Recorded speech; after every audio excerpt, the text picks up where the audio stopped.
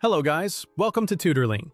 So in today's video, I'm going to show you exactly how to check the file size of your documents you create, edit, and export from an Affinity designer onto your device before exporting it, so that you may know, for example, how large to give an exported file or document or design will be to take space on your device.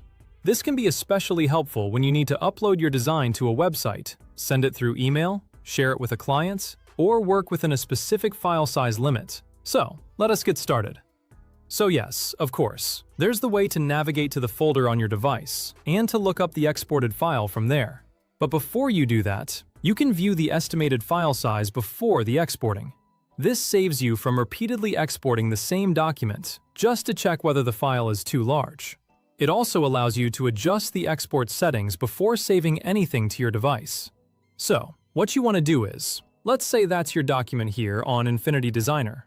You may click into Edit in the top left, hover your mouse over Export, then choose Export, or use the shortcut Ctrl-Alt-Shift-W.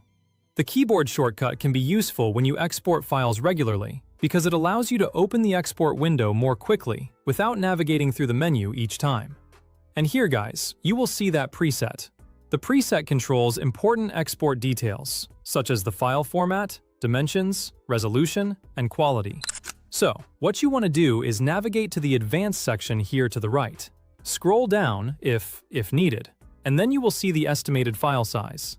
Keep in mind that this is an estimate, so the final exported file may be slightly different depending on the format, image content, compression, and other settings you select. So, let's say for instance we choose a different resolution here, like 920 pixels by a 1080, and you will see that the file size changes accordingly. Higher dimensions and resolutions will generally produce a larger file, while smaller dimensions can reduce the file size.